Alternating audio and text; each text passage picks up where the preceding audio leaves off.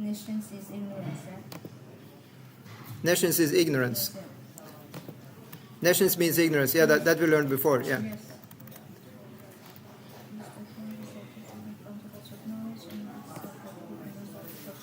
Yeah. Yes, yeah. The wise is the Acharyas, and they explain us to the Kshatriyas. You can speak louder. Sorry, I even can't hear you. Yeah. The wise have explained is the Acharyas who explain to us about with the Vedic knowledge. Is Yeah. The culture of knowledge. And if you said it's different results from and this is a different result from the culture we have with Maya from regular. It's different from the culture we have with Maya. Yeah, that's the correct understanding. Yeah. That's the correct understanding, because you have two cultures. Yes. One is the spiritual culture, and the other one necessarily has to be the material culture. Mm-hmm. Yeah, that makes sense. Everybody on the same page with that one? We have two cultures, right? One is the spiritual culture, and one is the material culture.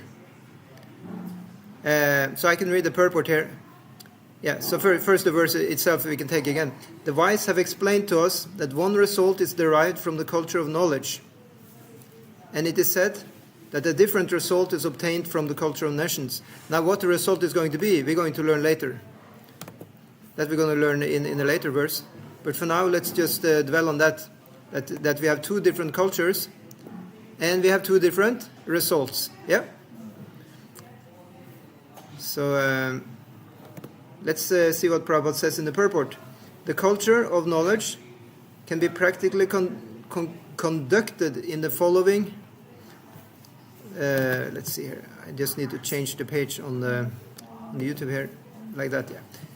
The culture of knowledge can be practically conducted in the following way, as it is advised in the Bhagavad Gita, 13th chapter. There it is said that one should become a perfect gentleman himself and learn to give proper respect to persons other than himself. 2, one should not pose himself as a religionist simply for name and fame. 3, one should not become a source of anxiety to others by the actions of his body, mind, or words. 4, one should learn forbearance even if there is a provocation from others. 5, one should learn to avoid duplicity in his dealings with others. 6, one must have a bona fide spiritual master who can lead him gradually to the stage of spiritual realization. And to such an acharya or spiritual master, he must submit himself with service and relevant questions. Yeah. 7, one must follow the regulatory principles enjoined in the revealed scriptures in order to approach the platform of self-realization. So Prabhupada is just giving us actually all the things said in the 13th chapter, because there is a long list there about what is needed to have the knowledge. Yeah. He's telling Krishna telling in the Bhagavad Gita what is the culture of knowledge, and then he says that everything else which is not mentioned in this list is considered to be ignorance. That is Krishna saying. So Prabhupada is just making a list of this here. He's fleshing out the points that Krishna gave. Yeah. So 8, one must be fixed up in the tenets of the revealed scriptures. You know what that means? Yeah? Tenets. It means something like the rules. 9, one should completely refrain from practices which are detrimental to the interest of self-realization. For example. Huh? Does it make sense? Yeah, exactly. So things that are detrimental, it could be, for example, playing video games. Unless you are, a professional gamer and this is your job, then it's karma yoga. Yeah. But if it's just a lot of leisure, and you can say not much more than that, then that leisure maybe take us away from Krishna. Yeah. Krishna says in the Bhagavad Gita, Yukta hara viharasya, yukta chestasya karmasya, yukta swapnava bodhasya, yoga bhavati dukkha. So he says we should be regulated in our activities of eating, sleeping, recreation. Yeah, yukta ahara and vihara. Yeah. Ahara means eating and vihara means recreation. So playing games is recreation. It's not a full ban on that. No, there is a place for that. One needs sometimes to do, some fun, you can say. But if one goes a lot into that and not do one duty, then that would be, constituting ignorance, which is on the level of children, right? Children are playing, and mother and father, they necessarily have to force them to go to school. So life is like that. One needs to kind of, not just kind of, one needs to kind of, there is actually a force there for us to be considered human beings, to have, to have discrimination. Yeah, it's called discrimination. Yeah. Okay, so Prabhupada, of course, he says one should completely refrain from practices which are detrimental to the interest of self-realization. So if you cannot completely do it, then you may do it, to a certain percentage. 10, one should not accept more than what he requires for the maintenance of the body. Yeah. See, if you're required to drink, 3 liters of water every day, you can do. You may not require to drink, 5 liters of beer, for example. Yeah. Coffee.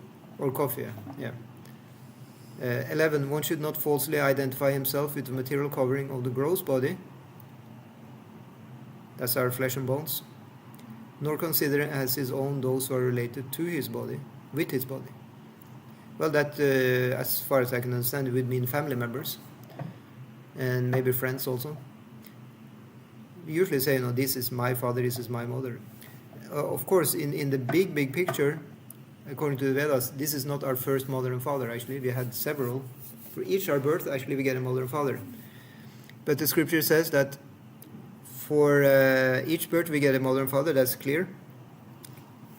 But in this birth we have gotten guru, spiritual teacher. So that is actually more important. Yeah. That doesn't mean, however, that one undermines now one's mother and father. No, because another place in the scriptures it says Mata Deva Baba, Pita Deva Baba, the mother and father, they are also God. And then it says Acharya Deva Baba, the guru is also God. And it says Atito Deva Baba, the unexpected guest is also God. The point here is respect. Respect that God is arranging everything for us, and especially what we hear from the mother and father and spiritual authority, we may take that quite seriously. Especially from the spiritual authority, because they may help us out of the repeated birth and death. Yeah. Unless, of course, you want to have a repeated birth and death. Yeah. Okay, so 12, one should always remember that so long he has a material body, he must face the miseries of repeated birth, death, old age, and disease. There is no use in making plans to get rid of these miseries of the material body. Anybody planning to get rid of the miseries? Well, actually, we often do. What Prabhupada is referring to here is that there are 2 plans. One is the temporary plan, or the plan which gives temporary relief, and there is another plan which gives eternal relief. The plan for temporary relief is called prayas. The plan for eternal relief is called Shreyas. Shreyas means better. So at least a certain percentage we may use for having the better plan for eternal relief. Then we may also do some temporary plan for temporary relief. It's like, one example is, for example, I can say, I don't have any money. I want money, okay, I get myself a job. That's prayas. It's a kind of a temporary plan for temporary relief. So then I have money, I feel relieved. But I go through life again, will be broke. Right? So it's not a permanent solution. Permanent solution will be not to take another birth, because in Krishna Loka the paycheck is guaranteed. Yeah, Krishna will make sure we have enough money there. Yeah, that's the idea. Does it make sense? On Zoom also. Yeah. If nobody protests, then we take that as a yes. Yeah. Yes, Prabhupada. Yeah. Okay, so Yes. So Prabhupada says then, the best thing is to find out the means by which one may regain his spiritual identity. Okay, so what is the best means? So that Lord Brahma is explaining in the Kalisantarana Upanishad. He says a Hare Krishna mantra, and then he says, Nata Paratara Upaya. He says there is no better means than this. Upaya means a means. There's no better method or means than to chant the whole name of the Lord. Yeah. 13, one should not be attached to more than the necessities of life required for spiritual advancement. So you can say it's kind of repeated the same point, but it's quite an important point. It's also repeated a lot in the scriptures. Because we have a tendency to forget that. And why? Because we have our senses.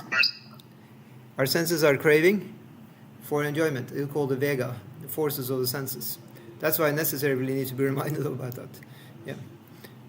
14, one should not be more attached to wife, children, and home than is ordained in the revealed scriptures. So note, it doesn't say that you should be completely disattached, but not more than is ordained in the revealed scriptures. Yeah. So what is ordained in the revealed scripture? Huh? Yeah. So ordained means something like the order, or maybe something like that, suggested in the Vedic. Yeah. So what does the Vedic scriptures say then? They say, a certain portion of your day for spiritual activities. Yeah, a certain portion of the day. Yeah. I think I gave the example before, and that is, say you're offering, like today we're making khichdi for the Sunday feast, and I made a huge pot of khichdi, big one, like a 20-liter pot. Did I offer the whole context of the whole pot to the deities, to the Krishna? No, I just took a little spoon, and put that in the cup. However, when I offered that, after we clap the hand, we have said the mantras, we take it back, and we put that little cup portion back in the big pot, and now the whole pot is prasadam, right? Because now we serve out to all the guests, it's all prasadam. So in the same way, if we just do a little bit in our day for Krishna, like we completely dedicate a certain portion of the day to Krishna, then our whole day will also be offered to Krishna. Yeah, that's called yoga. To be in union, to dedicate one life to Krishna, one will be in oneness with Him. And Krishna is accepting that. That's the ordained in Huh? the scriptures. Yeah. That's what this is. So that's the thing. So we may have wife, children, and home, but a portion of that we are offering to Krishna, and that the whole thing will be offered to Krishna. That means our whole family life, everything is actually just part of serving Krishna. Does it make sense? Also on Zoom? Yeah. Okay, so 15, one should not be happy or distressed in regard to the desirables and undesirables created by the mind. That's a good one. Created by the mind. Can the mind create desires? Yes, it can. It's said that is the function of the mind, actually. The mind is a simple creature. It's getting happy and it's getting distressed about stuff, and then it creates desires. That's what the mind does. It's nothing more. That's the manavritti. Yeah, it's a function of the mind. So that's why the mind is, per nature, is not very bright, but it has help from his older brother, which is the intelligence, the buddhi. So the buddhi is serving as a gatekeeper of the mind. It gives, it kind of protects the mind from doing stupid stuff by giving it intelligence. Yeah. And giving it good intelligence, hopefully, by studying the scriptures. If our guru or source of knowledge is not good, the intelligence will not also be so good, and the mind will be crazy. Yeah, that's the state of affairs. So that's why the mind needs to be strengthened by a good intelligence, which is strengthened by the. Huh? Controlled. Oh yeah, you're referring now to Prabhupada's utterance No, you did like this. So Yeah. that means like it was Bhaktisiddhanta Saraswati Thakur who said, in the morning you should beat the mind with shoes 100 times, and with a broomstick 100 times in the evening. Mm. Yeah. And one time, there was one Prabhupada disciple, who found out, this was a good idea. So in the morning, he was beating his head with the shoe. And then, Prabhupada came, what are you doing? Well, you said, should beat the mind with the shoe, 100 times in the morning. And Prabhupada said, Hare Krishna, it's not everything that needs to be understood literally. So at least he stopped him from beating himself with the broomstick in the evening. Yes, so some things are actually, kind of pictures. What do you call that in English? Metaphors. Yeah. Okay, so 16, one should become an unalloyed devotee of the personality of Godhead, Shri Krishna, and serve him with rapt attention. Yeah. So just imagine, say you have some really rich person, right? Very, very super rich person, and he has a personal servant. You think that personal servant is very nicely trained up? Say you have the richest person on the planet. He's walking around here and there, and he has his servant always following him like a piccolo. And anything the master says, he just gets it. Get me milk, he goes and get milk. Get me water, he gets water. Yeah, he doesn't mix up the two. If the master asks for milk, he will give him milk. And he's really rapt attention all the time. He's just awake, completely, on. So in that way, Krishna wants us to be, to be completely, awake and really attentive like that. So it said it is like that in the spiritual world. Actually, one is not serving Krishna directly. One serves, the servant of the servant of the servant. But the servant is tuning into the mind of the boss, you can say. So much that there is actually said it's like telepathic. The master doesn't have to say what she wants in her service to Krishna. But the disciple, the servant will just understand it, have a strong intuition. So that's also, the best servants. So in other words, say you have the richest person on the planet, he will not choose as a servant somebody who is unintelligent. He will choose somebody who also has intuition, who by his own can find out what to do next, right? So such a devotee is a great devotee of Krishna. And how will the devotee know what to do next? Krishna will inform inside the heart as the super soul. Yeah. So that is rapt attention. Yeah. At 17, one should develop a feeling for residing in a secluded place with a calm and quiet atmosphere favorable for spiritual culture. Just like we have here, it's calm and quiet. At least now it is. Yeah. And thus avoid congested places where the non-devotees congregate. Yeah. Congested means there's a lot of people there who can hardly breathe. So we wouldn't do this session in a supermarket. Yeah, we want to do it in a calm place after the Sunday feast. Yeah, where we have some space. Yeah, but devotees are congregating in the temple, so that's fine. If you're just in the temple, you can have it because you have the right atmosphere there, created by the devotees. But it should also be calm and quiet. So that's why sometimes one has to sit in a separate room to have such classes like this. Because the devotees are sometimes doing kirtan, there is discussing. So all these factors need to be there for having a teaching session going on. It makes sense. So 18, one should become a scientist or philosopher and make research into spiritual knowledge, not material knowledge. Recognizing that spiritual knowledge is permanent, whereas material knowledge ends with the death of the body. So now, what about all the devotees who are scientists or philosophers in the university and having a research program in material knowledge? Should they now just pack up, shave up, and move into the temple? Well, that may be difficult to do overnight. However, Prabhupada is stressing the point here that it's more important to do that than to dedicate our whole life to material knowledge. Like somebody can become a professor in the sedimentary layers of the earth. That's all well and good. We can use all this knowledge for better our human situation. Actually, usually knowledge in the university, science, and is for bettering our situation as humans. Somebody tries to find a cure for cancer and things like this. However, the real deep, you can say, philosophy in science is the spiritual science. Actually, usually we don't call it science. Actually, spiritual science is really something else. It's called tattva. So that is more important to understand, the jiva tattva, the guru tattva, the ishvara tattva, the tattva about Krishna, about karma. Because then one may, in the end, quit one's job and just live as a sadhu. I mean, the point is that in the end, Krishna will want one to be fully engaged in his service. Now one may actually be that even in a so-called material situation, because if one has the spiritual consciousness, you can serve Krishna wherever you are, because Krishna is everywhere, and that would be the pure karma yoga platform. However, Krishna he will actually arrange usually for the advanced devotee that at least in the end of the life there will be no other occupation than chanting and hearing about Krishna, like directly.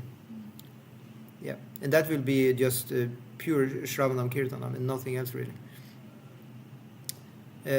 So material knowledge ends with the death of the body. Now spiritual knowledge, it doesn't die, yeah, because that's called the realization, realization, as I wrote last time we talked about the word. It's real and then ization. So it's making something real, yeah. Or you can say real eyes. So you can actually see with the real eyes, yeah, with the eyes of knowledge. Called Shastra Shakshu also, the knowledge of the scriptures, the eyes of the scripture. Premanjana is also there, to have the eyes of Prema. You get the idea, yeah. So let's see, next page. These 18 items form a gradual process for developing real knowledge. Except for these 8 items, all other items, whatever, are grouped within the category of nations. Yeah, they're all grouped within the category of nations. Is that the same English in your book? Yeah. Yeah. Does it say all other items, whatever, are grouped?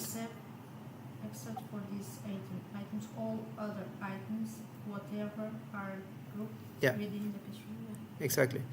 So whatever other items are there, they're grouped within the category of nations. Yeah. Yes. And that's an important utterance here by Prabhupada, because it's exactly the utterance that Krishna is giving in the Bhagavad Gita. So we have to make a list, put on the door in the room. Put that on the door, yeah. Yeah. That's it. It could be a good idea. Yeah. Okay, so let's see. Meena, you're there on the Zoom. You like to read? Yes, Prabhuji.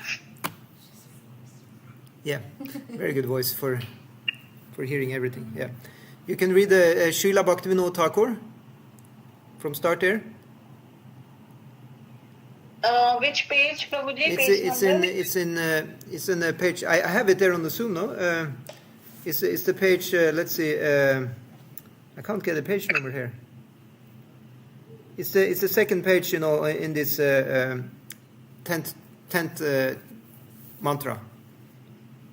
First paragraph after Second page. Second page, yeah. I can't get a page number here. I think it's page 32. Yeah. In this PDF, it's page 32. I can see now. Okay, these 18 items form this one. Yeah. These 18 items form a gradual process for developing real knowledge. Except for these 18 items, all other items, whatever, are grouped within the category of nations. Srila Bhaktivinoda Thakur, a great acharya, said that all the forms of the material knowledge are merely external features of the. By culturing them, one becomes no better than an ass. Here in Śrī Īśopaniṣad, the same principle is repeated. Material advancement of knowledge means actually converting a human being to the status of an ass. Some materialistic politicians, under the cover of spiritual garments, do decry the present system of civilization as satanic. But unfortunately, they do not care for the culture of real knowledge which is described in the Bhagavad Gita, and therefore they cannot change the satanic situation. Okay, let's just dwell on that a little bit. So Prabhupada said here, material advancement of knowledge means actually converting a human being to the status of an ass. Yeah, I think we mentioned that before also. This concept is mentioned in the scriptures, that you have this donkey, also called the ass. He's working for the washerman, and the washerman is just filling a whole load of clothes, and he has to carry them from A to B, and he's just getting a little bit of grass to eat in return. Yeah. And then it's explained that the donkey can be very, proud, and he can bray, make these sounds, and he thinks he's a very great singer. but actually he's not sounding so good. And then also when he's going to have the sex life, then the she-donkey is just kicking him. But he takes this as enjoyment, he just wants to continue. So he's not very intelligent, in other words. Yeah. So Prabhupada says that we shouldn't become like that. Work for, actually little. In one sense, we think we're working and we're getting a lot of money, but actually, what is money anyway? It's just, it's just a number, right? We don't know, how much can we keep to this value. Sometimes there have been inflation in the world situation, right? And the money was not so much anyway. But whatever we accumulate in our spiritual life, the demigods are noticing that, and they may secure that we have a good situation. So it's actually a high level. To be a pious person, to be a nice devotee, behave nicely and like that, that's the best, investments, you can say. Of course, we're also working. But to just advance materially, well, it may not actually evolve us. Okay, you can read on. Next paragraph. But I think all these things are better written in books because one has responsibility to the family one is born in. Also, you have children and all that. So without working, actually, you become a burden on the society. Yeah, that's true. I can understand extra accumulation of wealth is not good, but doing your responsibility is not becoming an ass, I think. No, we all agree about that. Doing your responsibility is good. That's what Krishna tells to Arjuna. He tells him, don't give it up. You please do your duty for me. Yeah. But he also doesn't tell Arjuna that he should now get better knowledge in the weapons and like that. No, he says, just be my devotee. That's what Krishna wants. You see the difference? He doesn't tell Arjuna, Arjuna, say for example, if you take the situation different. Arjuna doesn't want to fight. He has told Krishna, I don't want to fight. So Krishna could have said, get yourself some better, education. Why don't you enroll for a crash course in how to be, inspired on the battlefield by some, fighter acharya? Yeah, he doesn't say that. He just say, listen to me, I'm your guru. And he says, just do your duty or be a loser. Yeah. So it's in the same way Prabhupada says, don't just go into material advancement. Just do your spiritual duty, and then you will be okay. Does it make sense? Yeah, I think a balance of both is required. Well, you see, what we are getting sometimes is an ultimatum. Yeah. Sometimes we get something that not even demanding for balance. It's like when Guru is there, Guru may say, just do as I say. You get it? He's not asking for balance. He says, I'm telling you. It's this example. The Guru is asking for milk. He doesn't ask for water. And the disciple can say, but I've heard water is actually more healthy than the milk. So he gives milk. He gives water to the Guru, and the Guru is not satisfied. He asks for milk. Yeah, that's the idea. So to serve Krishna means to do what he asks to do. Yeah, that means personalism. I mean, it's not strange. It's like if you love somebody, then you actually like to give them exactly what they want, right? So in the same way, so of course, otherwise there is a lot of balance. I'm not saying we should disregard balance, but sometimes there is just simple just to do as an order. Of course, it's a little harsh because we're on the battlefield, but actually we're not on the battlefield. They were Krishna and Arjuna. Yeah. So in our situation, it's true. It's not really like that we have to just grind our teeth and just go out there and fight. We're not really in that situation, but it can be a kind of a translated situation sometimes, that we have a kind of only a few choices and we need to make the right choice. Isn't it also sometimes like that?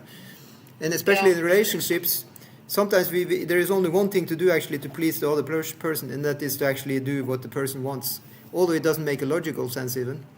And that's surrender, you just have to surrender and just do what that person wants you to do. And then, everything becomes okay. If you don't do, the other person is not happy. It doesn't make logical sense. It doesn't matter. It's all about actually emotions at the end of the day very often. And to comply with that means to show some love. Yeah. So sometimes it is like that. The Guru simply says, I want milk, I want milk, I want milk. You give him milk. He says, I want water. You give him water. And there is no logic. There is nothing. It's just what he wants. It's just a relationship. Yep. Yeah, but the Guru always wants the betterment of the disciple. Not always. Not always. I'm sorry to say. I'm saying also that sometimes the Guru just wants us to be obedient. There is a factor of obedience there, which is actually very important. He just wants to see that we are ready to give up, our material attachments. It's not always like that, but sometimes it is like that. And that would be, then a loving gesture from our side that we comply with that. Yeah. Where did you stop to read? You were in the second paragraph? Yeah, I have to read in the modern setup of things. Yeah, please read it. In the modern setup of things, even a boy thinks himself self-sufficient and pays no respect to elderly men. Thus, due to the wrong type of education imparted by our universities, boys all over the world have become the cause of headache to the elderly people. Therefore, Śrī Īśopaniṣad warns very strongly that the culture of nations is different from that of knowledge. The universities are, so to speak, centers of nations only, and therefore the scientists are busy discovering lethal weapons to wipe out the existence of their countries. Yeah, so let's see here, of other countries, yeah? Yeah. Okay, so let's see, this is the state of the world, that boys all over the world have become the cause of headache to the elderly people. Yeah. So we are the elderly people, or are we the boys? Yeah, that's the question. It's funny the way Prabhupada writes sometimes. Yeah, but he was quite old. He was definitely giving a headache by his hippie disciples sometimes. Yeah. And they were really boys. They were actually boys. At that time, Prabhupada started the Hare Krishna movement. They were all so young. There were nobody about 30 years. If there were anybody about 30 years, that they took the role as parents for all the boys and girls. So I think Prabhupada sometimes he writes directly out of his own experience there that he certainly got a little bit of headache sometimes from all these young boys, But when they get properly cultured, then that is a source of pleasure for the elderly people. Yeah. Just like I read in Ramayana, it said that Lord Rama, he was serving, the elderly. It's called Vriddha Seva. That's actually one of the points in Vedic culture. Vriddha Seva, yeah, to serve the elderly. And then the elderly, they loved him so much. And they blessed him. You see, that's the exchange. Yeah. You get blessings from the elderly, and then you prosper in life. Yeah. So then you have, the universities, they are, the scientists, they are busy discovering lethal weapons.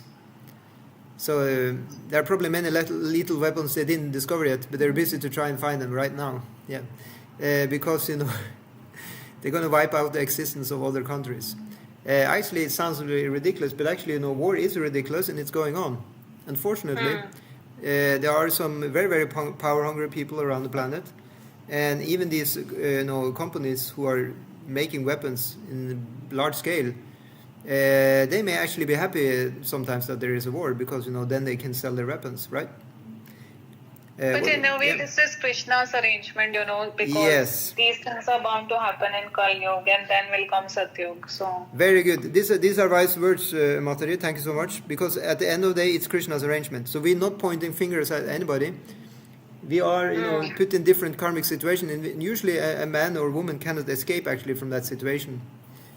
What we can do is to get in the transcendental stage in ourselves by chanting Hare Krishna, by starting this Bhakti Yoga process.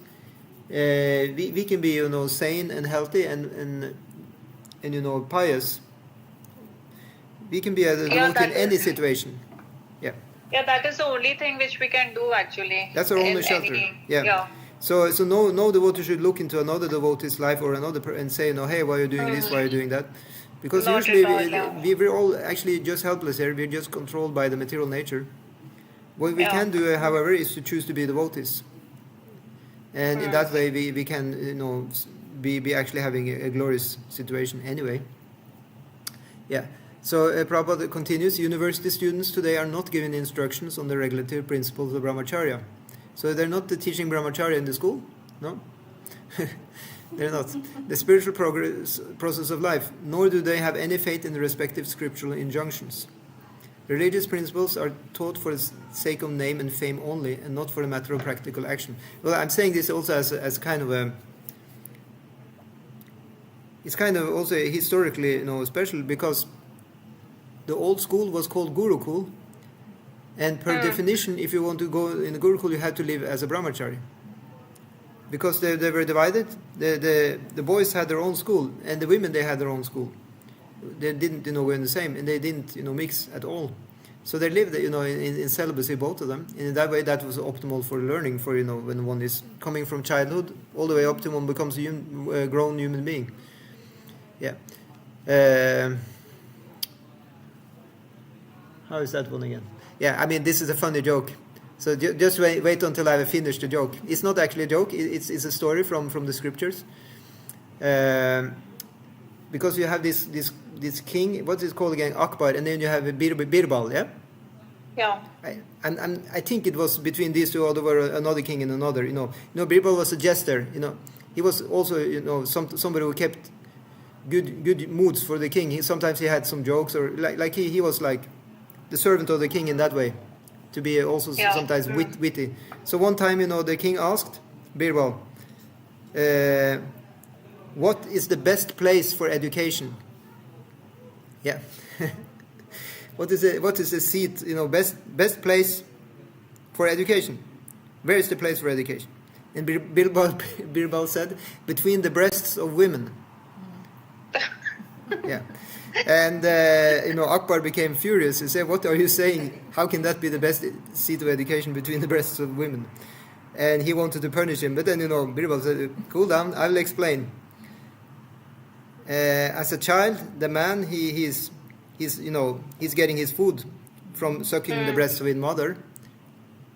After he leaves that, he goes to the Gurukul. And he lives all the years in the Gurukul until he becomes, a young man, and he gets married. Yeah. So in between these two parts of life is the seat of education. Okay. That's very wise, yeah? Yeah. Okay, so therefore there is anomality not only in the social and political fields, but in the field of religion as well, because, as Prabhupada said before, religious principles are taught for the sake of name and fame only, and not for a matter of practical action. Yeah. So in that way, of course, there will not be very much good coming out of that. It has also been decried in the Bhagavatam. There is called pretentious religion, that people are doing big, shows, religious shows, but it's kind of tainted with a desire for position in the society, this desire for being popular or whatever.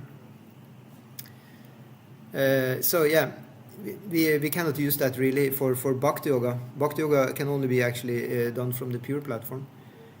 Nationalism in different parts of the world has also developed on account of this nascent education of the people. They have no information that this tiny earth is just a lump of matter floating in immeasurable material space along with many other lumps. Yeah. There's a lump of matter floating around, yeah. In comparison to the vastness of space, these material lumps are like dust particles in the air. Because God has kindly made these lumps of matter complete in themselves, they are perfectly equipped with all necessary arrangements for floating on in space.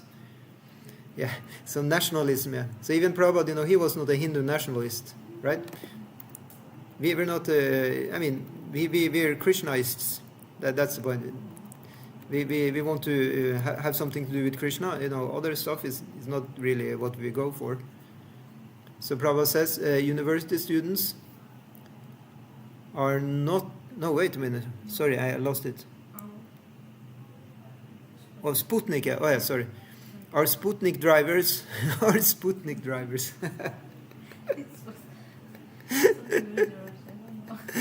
Our Sputnik drivers are very proud of their achievements, but they do not look to the supreme driver of these greater, more gigantic Sputniks called planets.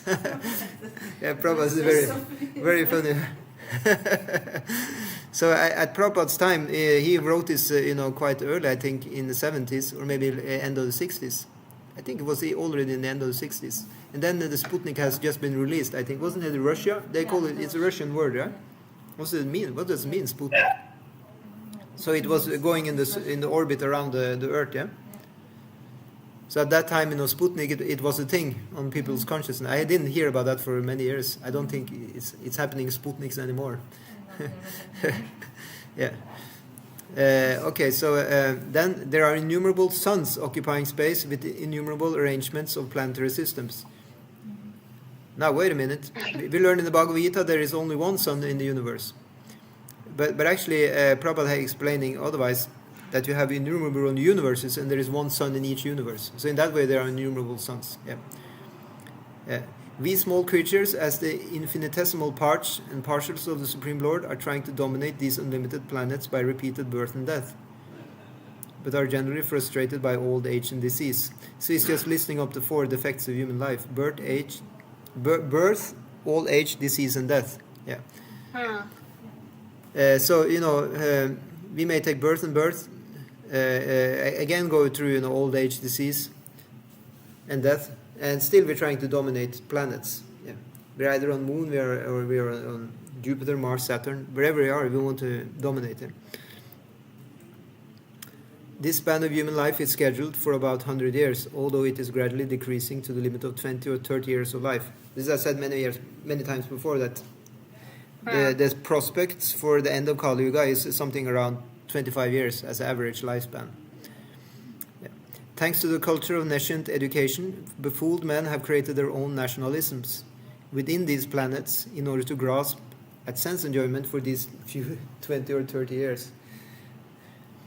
Such foolish people are drawing up various plans to make some demarked portion of Earth as perfect as possible, which is ultimately ridiculous. And for this purpose, each and every nation has become a source of anxiety for the others. Yeah, it is really ridiculous. Just you have a map and you just draw, demarcation lines for your country, and so you can ask, why there is no circular, countries. They're all square. Yeah, it's because everybody's square thinking. Everybody's square-headed. Yeah. More than 50% of their energy is spoiled in defense measures, with no caring for the real culture of knowledge, and they are falsely proud of becoming advanced in both material and spiritual knowledge. Yeah, that may actually be true, that a lot of percentage, probably in many countries, is more than 50%. It's just going to warfare mongering. Usually they don't even use the weapons, and you have so many, like in Norway, you have many tanks and everything. It's just prepared, in case of war. The military are training 24/7. Thousands of military people, they're paid by taxation money. Are they actually going to use them in action? We don't hope so.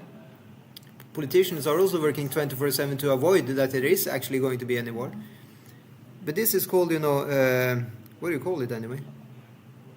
Protection. Forsvar, it's called in Norwegian. What do you call that in English? Forsvar, yeah. Yeah. Defense. Defense. It's called defense, yeah. And Prabhupada said, that it's just similar to the dog. The dog is barking. If you come too close to a dog, dogs have this kind of thing. There's a special thing with dogs, and that is territory. They mark the territory. How do they mark it? By urinating around, And if any other dog or human being tries to come inside, the territory, he will start barking. Yeah. Yeah. Exactly. Humans do the same, So we're also, in that way, if we're completely into that, we may actually take our next birth as a dog. Yeah, it's actually a karmic reaction if one has this kind of mentality. So that's why Śrī Īśopaniṣad. Yeah. There's so many dogs now. That's why there are so many dogs now. Yeah. There weren't so many dogs before, and we get dogs, in prominent, positions. Yeah, they're everywhere. Well, I don't think we will get dogs as president or no, but they are you can say popular because they're cute. Actually, there is nothing wrong with dogs. They are innocent like children. What I say, also like prominent position of dog is that videos about dogs these days are very popular. Like on the internet, dog videos are some of the most popular videos on the planet. But that's because they're cute. As pets, they're desirable to give enjoyment to us. Yeah. But then you have, in the spiritual world, Krishna also has dogs. So it's coming from there, actually. The tendency to enjoy dogs is actually Krishna's. And then we're copying it here. Yeah. But the thing, when Krishna has dogs, he doesn't become inspired by them to act like them. Human beings may do that. Yeah. So that's the problem here. That's why we may not want to have too much to do with dogs in our life. We rather want to have more to do with God. Prabhupada sometimes said, instead of serving dog, we should serve God. If you take dog backwards, it becomes God. Yeah? G-O-D and D-O-G. Yeah. Yeah. Yeah. So Śrī Īśopaniṣad warns of this faulty mode of education, and the Bhagavad Gita gives instructions as to the development of real knowledge. In this mantra there is a hint that the instruction of Vidya knowledge must be gained from the Dhira. Dhira means undisturbed, not disturbed by material illusion. So Dhira also means sober, and one who is sense-controlled. Actually, that also we learned from the Nectar of Instruction, Upadeshamrita. How is that verse going in? Yeah. Vacho vegam manaso kroda vegam, jiva vegam udaru pashta vegam, etan vegam yo vishaheta dhira. There you have it, dhira. Sarvana pimam pritivim sasishyat. Who can be a guru? One who's controlling the speech, who's controlling the mind, and controlling one's anger, controlling one's tongue, controlling one's belly, controlling one's sex organs. Such a person is qualified to have disciples. Yeah. So Prabhupada says, no one can be undisturbed unless and until he has perfect spiritual realization. When one is perfectly spiritually realized, he has no more hankering for anything acquired, nor does he lament for anything lost. Such a dhira has realized that the material body and mind which he has acquired by chance material association. Now listen to this. Such a dhira has realized that the material body and mind which he has acquired by chance material association. So it may actually be by chance. Yeah. And similarly, by chance, we are getting the good luck of contact with Krishna and Guru. By chance? Yeah. Not karma. No, because the explanation is actually that bhakti is outside of karma. This is actually what I learned. Karma is okay. By karma, you're getting to heaven and to hell. That one is clear. Or you're enjoying here or suffering here materially. Spiritual life, it is beyond karma, right? It's completely transcendental. So some or other that we get into the spiritual life, that we go in the direction of Krishna's loka, that is by good fortune.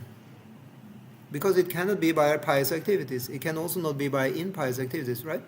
It's only by, some or other he's just picking us up when he feels like. Because otherwise, you can see there are so many pious people, right? Yeah. More pious than us. They're shining with piety. They're going to heaven. You even see they almost have wings. But they don't know about Krishna. They don't have bhakti for Krishna. Yeah? And you have devotees who may be quite impious, actually. Some or other, they're starting to chant. They become devotees. Yeah. That doesn't mean, we shouldn't be pious. We should be. It's part of also being a devotee. That piety will also be,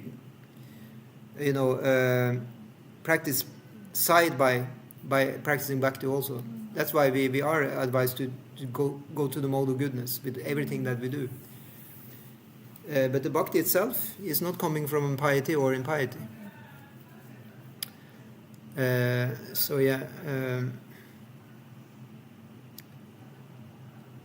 Such a dhira has realized that the material body and mind which he has acquired by chance material association are foreign elements, and therefore he simply makes the best use of a bad bargain.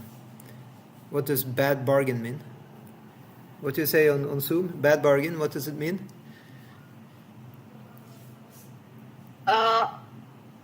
That is a kind of a bad deal. Bad deal, yeah. Yeah, just like you're going to the shop and you're trying to get a good deal in the shop. And you may thought you got a good deal, but you find out when you come home that it was not so good quality or whatever. But then, you don't want to throw it away also. It may cost you some money, so you make the best use of it. Yeah. The material body and mind. You can read on Zoom. The material body and mind are bad bargains for the spiritual living entity. The living entity has different functions in the living world, but this material world is dead. As long as the living spiritual sparks manipulate the dead lumps of matter, the dead world appears to be a living world. But actually it is the living souls, the parts and parcels of the supreme living being, which move the world. The Thiras are those who have come to know all these facts by hearing of them from superior authorities and who have realized them by following the regulative principles. Yeah, okay, let's see.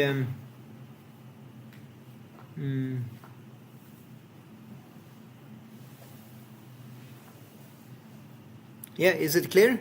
If it's clear, then we can read on. All Yeah? these things come from family values, like from childhood. If your family is like very pious and like spiritual, then you will automatically get all this.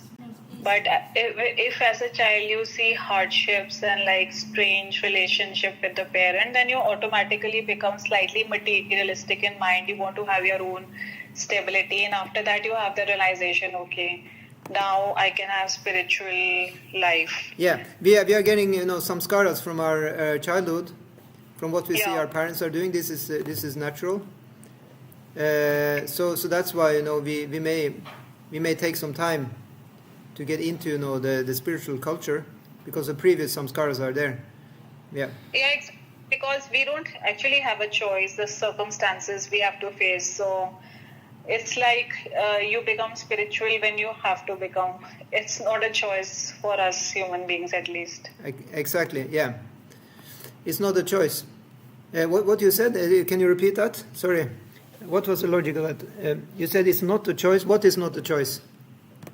I mean, everybody knows this is a better life, but like if a child sees hardships in like small age, no stable relation between the parents and everything, then the first thing which comes into the mind of the child is stability. And for that, okay, if the child has to earn or whatever, be a little materialistic. But after a certain age, then maybe a person has a choice. Okay, now I can do what is more important in life. Yes, that's the point. So actually, Bhaktivinoda Thakur has also said that we may need to have a stable material situation in order to practice properly the spiritual life. Yeah, it's very important. Otherwise, like it's the same if we are having like bodily problems, we are not able to concentrate and all, then how the hell we'll be able to meditate? Exactly. So That's the point, that if our life is chaos, it's not easy to practice the spiritual life. That's why side by side, as we try to be devotees, we also cultivate the sattva gun, the mode of goodness. It's extremely important. Yeah. So that's why part also of our practice is the Pancharatrika Vidhi, that we have, we are doing, daily practice, sadhana bhakti. We are taking a bath. We are offering the food. We are chanting on the beads. We are going to temple.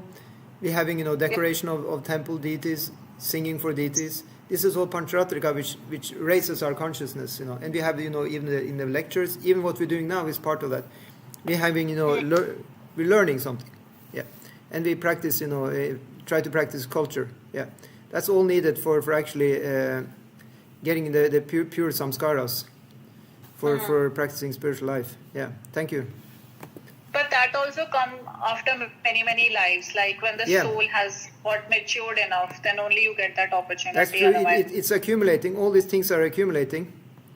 So that's why it's important to understand that it is really a gradual process to get a stable consciousness, stable spiritual consciousness. It may take a long time. It's like sometimes we feel like we understood everything. We may think like that, but mind is not really settled still. Intelligence is okay. We can understand, the basics, or even more advanced. We can understand. Still, the mind is reeling quite a lot. The mind can even be crazy, How is it possible? Well, it's because of the previous samskaras. The mind is still, disturbed. It's not really settled. It may take many years, even lives, before the mind is really peaceful and calm. It can actually enjoy, the real spiritual, activities.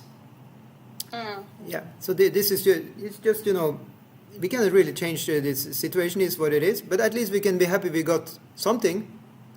Yeah. Something the Lord has given us, and which most people may not even have at all. So in that way, we are very grateful. Gratefulness is very important. Gratitude, I mean. Yeah. Gratitude is really one of the hallmarks of devotee. To be having that, it means that we have a great scope for getting more from the Lord. Because if you're not grateful, we think we are a victim or something, or our circumstance. Well, we're not, because we have gotten quite a lot actually.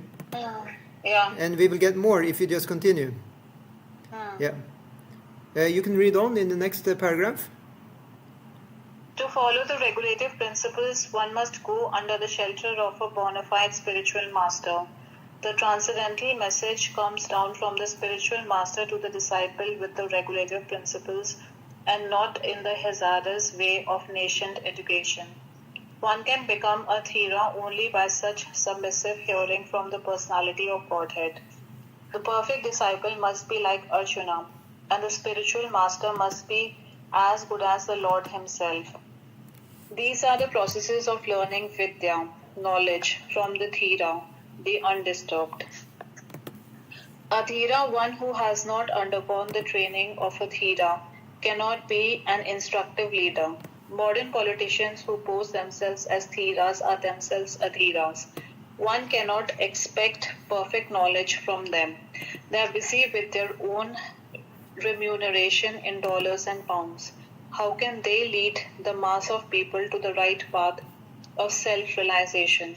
One must hear submissively from the Thera in order to get actual education in life. Thank you so much. So now we've finished with mantra 10. I have some points here from what we have gone through. Let's see. Like what did mantra 10 and purport learn us? Let's see. What did it teach us? Let's see here.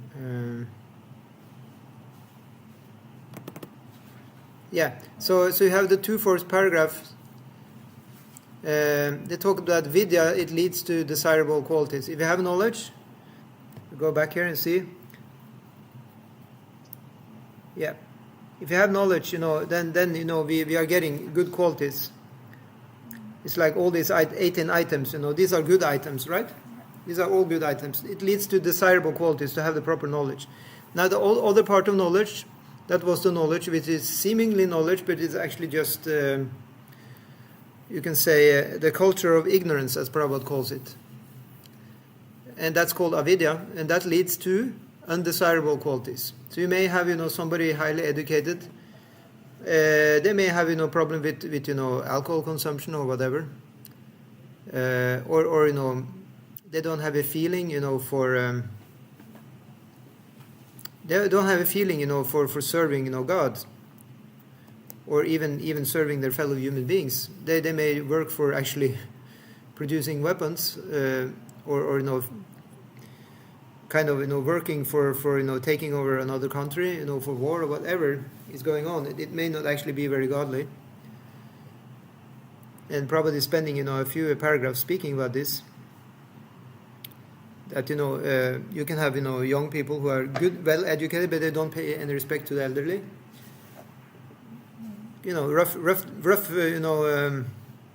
Rough behavior. Yeah. We don't want to have rough behavior. We want to have gentle behavior. And that's supposed to be, the outcome of becoming a Dhira. To become, a sober, nice person, controlling one's consciousness. We would also be, controlling one's attitude and actions, so that we get, a nice world to live in. Yeah, I think at least we all could agree about that. That a world full of wars and criminality is not a nice, place to be. And then also Prabhupada said, in the paragraphs 6, 7, 8, 9, only a Dhira can teach Vidya. Like real knowledge can only be taught by a person who is sober, which we also learned from Nectar of Instruction. Yeah. So, let's see, more was there. Yeah, and also we have like kind of There is also something about knowledge. There is like conceptual knowledge. Like you have in our Western society, you have this. There was like this kind of idea in Western society. I don't remember what it's called. Is it called?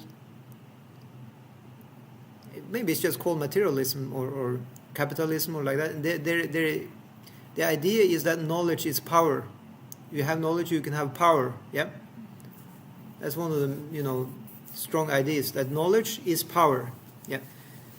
However, more sattvic is Socrates. Socrates, the great philosopher of Greece, he actually said that knowledge is virtue. Yeah, virtue. What does virtue mean anyway? It means to be virtuous. It means to be kind, gentle, good memory. Good relationships, wisdom. Like knowledge is actually that. So he's going a level up. Yeah, and then Prahlad Maharaj. So he is saying in the Bhagavatam, he says knowledge. That actual knowledge is bhakti, is devotion. So now we're above the sattvic level, we're now on the transcendental level, right? And those 18 points that Prabhupada made here, are they heading towards the rajasic level, that knowledge is power? No. Are they heading towards knowledge is virtue? Well, maybe a little bit. But are they heading towards that knowledge is devotion? Yes, they are. Bhagavad Gita is a bhakti scripture.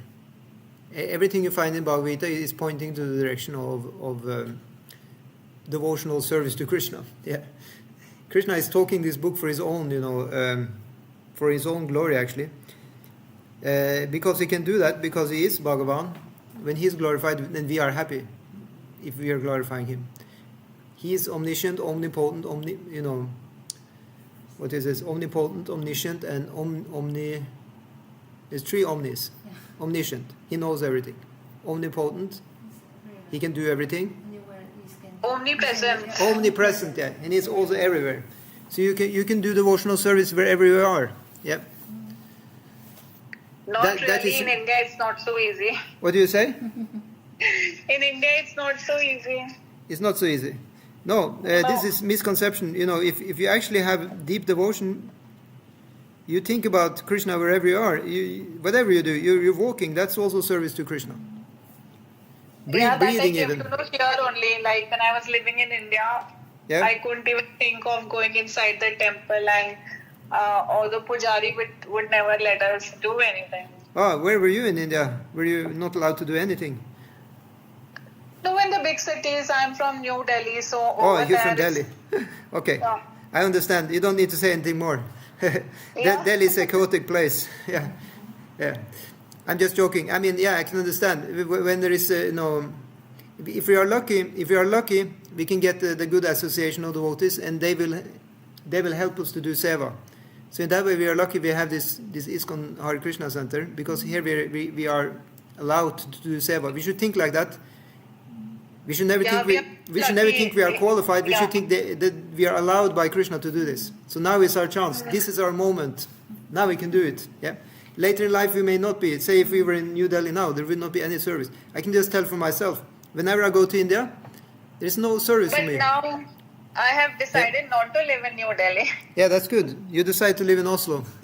Best choice. No, I will live in Vrindavan or some other city. Oh, Vrindavan. Just wait a little bit with that. If you can help us a little bit more in Iskcon Oslo before you go, that would be great. Definitely, but now I will not live in the big city. I would prefer a smaller city. Yeah, but compared to New Delhi, Oslo is very small actually. Yeah. It is really. You just need to go for 20 minutes and you're outside in the nature. It's quite good. It's Krishna's arrangement. He can take us anywhere and everywhere. Exactly. So at the higher level of consciousness, you can do service wherever you are. Do you agree about that? It's not actually about the place. If you're really high in the consciousness, then you're tirtha kurvanti tirthani. Wherever you go, you make it into a holy place. Yeah. But of course, we're not on that level now. So we need to go to a holy place, which is already established. Yeah. You're correct. We really need to be in a good place. Prabhuji, like the government gives lot of land to the church. So, like our spiritual organization can we not get land from the government? Well, we didn't ask them yet. When we knock on their door, can you give us some land? Maybe they will give. Yeah, But we need to have a good plan, we need to have a good project. We didn't come up with anything yet. They are definitely supporting. They are, all the time people are coming to the government asking for grants, asking for, I heard that the Hindus here in Oslo, another Hindu group, they're building now a huge temple. It started a few years ago, I heard already. I don't know if they actually started. But I'm not sure how much support they're getting, but there is a possibility. Yeah, but they have worked hard, because I heard about this already many years ago. They had a great plan, they have an architect, they have many people who thought about this very much, and they're getting supporters, and they go to government also to ask for something. Usually it's not that you just go to government and the government will give you everything. It's never like that. You also have to have some capital yourself, but government will support part of that, right?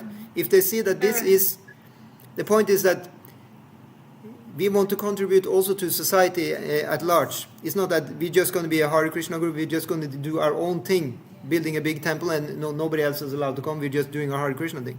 Government will not give 1 kroner, right?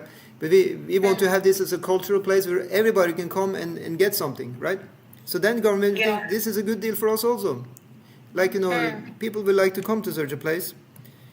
So in that way, once we come up with a good plan, have a good prospect, definitely government will support. Yeah, especially in Norway. Everyone said that we should have more Norwegians. That should be our focus. That's the point. So we should have a temple where we also speak Norwegian, and Norwegians will feel at home. Mm-hmm. So I mean, but that is a great feat to do that, because we're bringing a form of Hinduism, and Norwegians are allergic to Hinduism. So how are we going to do that? In reality, they are quite similar to Hindus because they are like simple and they don't harm it. And in that way, I mean, in another sense, I heard from a Norwegian, they think, this Hindu thing is not very,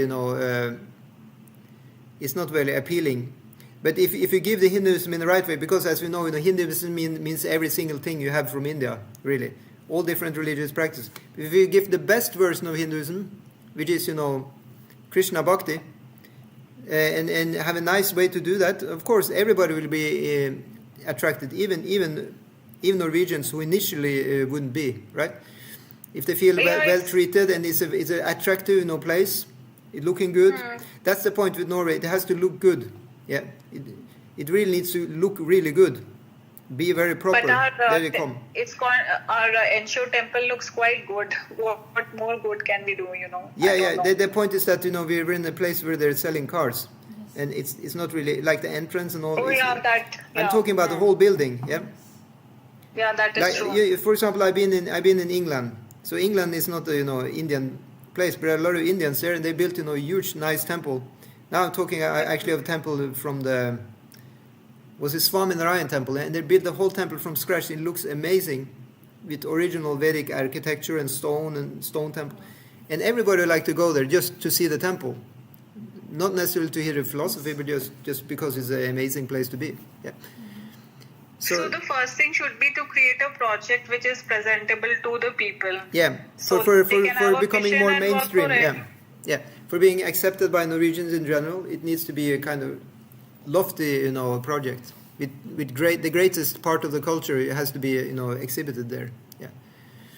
Yeah. So it would take some time, but it also takes, that we keep on, because it is like step by step. Rome was not built in a day, as they say. And if you hear about the old temples, like I saw when I was in Italy, also great temples, and I asked, how did they build them? And it took several hundred years to build some of these churches. Yeah. So it is, time is very much, needed. Did we finish the whole purport? Yeah. So we start with mantra 11. Would you like to read with your nice and loud voice on Zoom? Yeah. Vidyam cha avidyam cha yas tad vedo bhayam saha avidyam mrityum titva vidyam amritam ashnute. Okay, let me see if I can cope to read that. Just okay. Vidyam cha vidyam cha yas tat vedubhayam sa avidyayam ritum tirtva vidyayam ritam ashnute. Would you like to read? Vidyam cha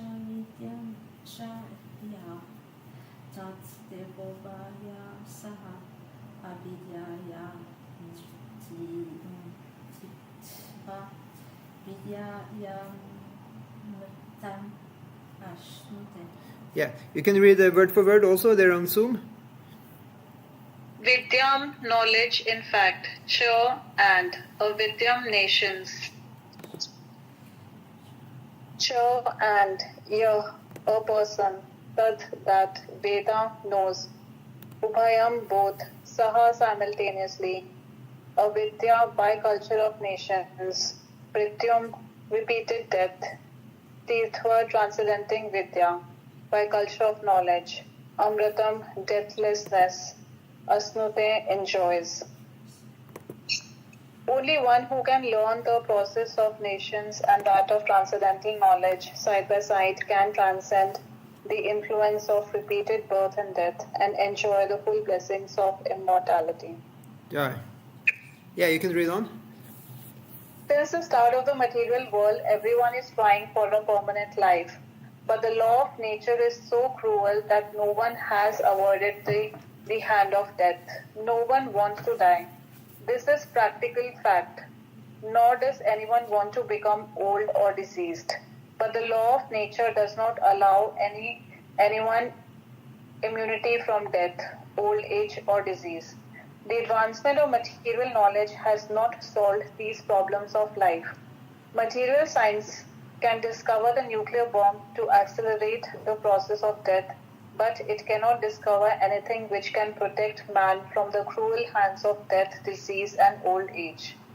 From the Puranas, we learn of the activities of Hiranyakashipu. This king was materially very much advanced, and by his material acquisitions, by the strength of his nations, he wanted to conquer death. He underwent a type of meditation so severe that all the planetary systems become disturbed by his mystic powers. He forced the creator of the universe, the demigod named Brahma, to come down to him, and then he asked him for the benediction of becoming an Amara, one who does not die. Brahma refused to award this, however, because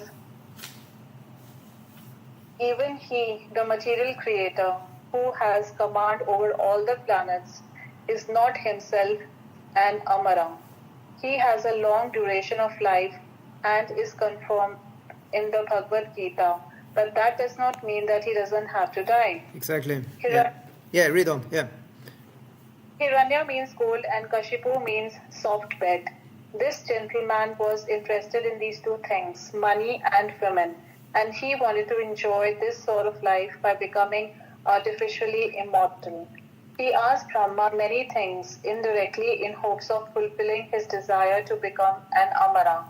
He asked benediction that he might not be killed by any man, animal, god, or any living being within the categories of the 84,000 species. He also asked that he might not die on the land, in the air, in the water, or by any weapon whatsoever. So on and on, Hiranyakashipu thought foolishly that this world guarantees him against death.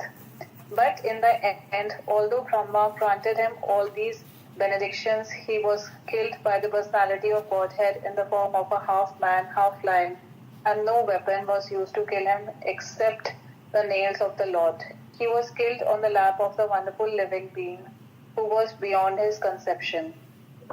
The whole point here is that even Hiranyakashipu, the most powerful of materialists, could not become deathless by his various plans. What then will be accomplished by the tiny Hiranyakashipus of today, who make plans which are throttled from one moment to another? Yeah. So, what do you think? What will be accomplished by the tiny Hiranyakashipus. But we never think about death. We are not afraid of dying, actually. That's true. So we may not be on the same level as Hiranyakashipu even. No. Yeah, What really will happen if we die also? No. We are not so important in this huge world anyway. Yeah, in that sense, he was a great demon. It's explained that you don't have such big demons in the Kali Yuga as it was back in the day. That's why they say that in the Kali Yuga, the demons they are just conspiring together. That's the popular notion of demons today. It's not one big demon, right? It's several demons who just go together in a group, and are bad together. Yeah, because they said in Kali Yuga you get strength from making a group. In the previous yugas you could be strong alone. Yeah. So especially in the Satya Yuga, when Hiranyakashipu was doing his tapasya, his austerity, he became very big. And I'm not only saying big like a big demon, but physically big. He was so big, he was up there. He had like the clouds around his shoulders. Yeah, it was a huge demon. Yeah. So we are tiny, Hiranyakashipus today, you can say. Hiranyakashipu, how is the word composed? Is Hiranya means gold and Kashipu means pillow. So it's a reference to that one wants to enjoy, the soft life in the bed, yeah? and gold. So yeah. So anyway,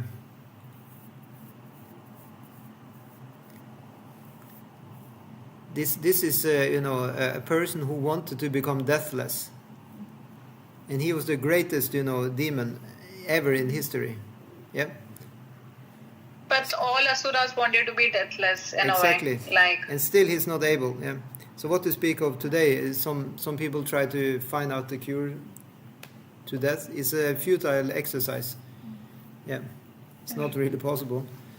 Yeah. So I can read on. The Śrī Īśopaniṣad instructs us not to make one-sided attempts to win the struggle for existence.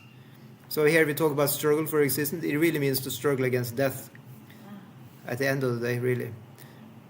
If you become, deathless, then all struggles are really won. Yeah. Now, listen to this. There is possible to be deathless.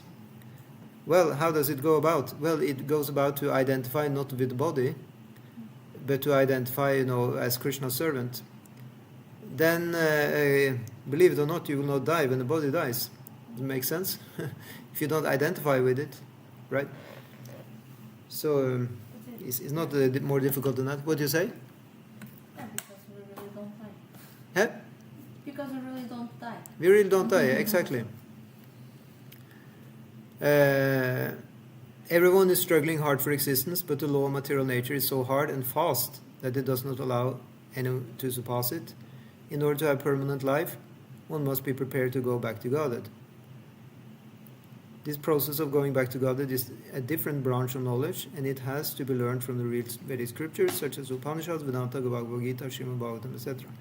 Therefore, to become happy in this life and to get permanent blissful life after leaving this material body, one must take to this sacred literature and obtain transcendental knowledge. The conditioned living being has forgotten his eternal relation with God, and he has mistakenly accepted the temporary place of birth as all in all. The Lord has kindly delivered the above-mentioned scriptures in India and other scriptures in other countries to remind. So Prabhupada is giving, here that other scriptures in other countries. He's not saying, you only have the Sanskrit scriptures. No, it can be other scriptures also. God has also given them. Yeah. To remind the forgetful human being that his home is not here in this material world. The living being is a spiritual entity, and he can only be happy by returning to his spiritual home with the Godhead. Yeah. The personality of Godhead from his kingdom sends his bona fide servants to propagate this mission of going back to Godhead, and sometimes he comes himself to do this work. All living beings are his beloved sons, his part and parcels. Therefore God is more sorry than we ourselves are for the sufferings which we are constantly undergoing in the material conditions. The mysteries of the material world are also indirect reminders of our incompatibility with that matter, and intelligent living entities generally take note of these reminders and side by side engage themselves in the culture of vidya or transcendental knowledge. Human life is the best opportunity for a culture of spiritual knowledge, And the human being who does not take advantage of this opportunity in human life is called an Naradama, the lowest human beings. So Krishna says that in Bhagavad Gita, that the person who don't take the spiritual knowledge, they are Naradama. So Nara means human being, and Adama means the lowest. Yeah. All of them? In that utterance of Krishna, he just says there are 4 classes of people who doesn't come to me, Krishna says. Namam duskritino mudha prapadyante naradama asuram bhava mashrita. That's the 4. He said Namam duskritina mudha. So those who don't come to me, they're called duskritina. Rascals. Yeah. Yes. They're called mudha, foolish. Naradama.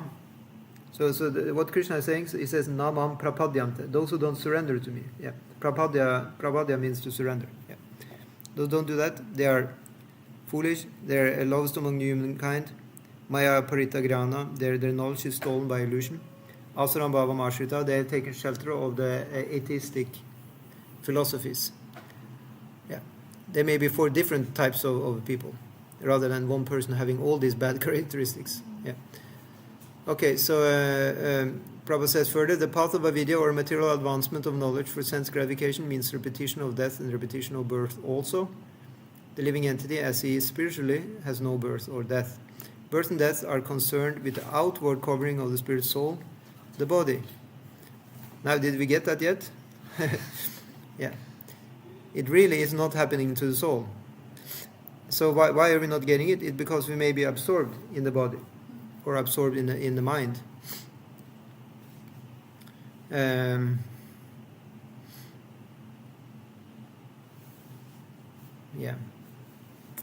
This is compared with the putting on and taking off of outward garments.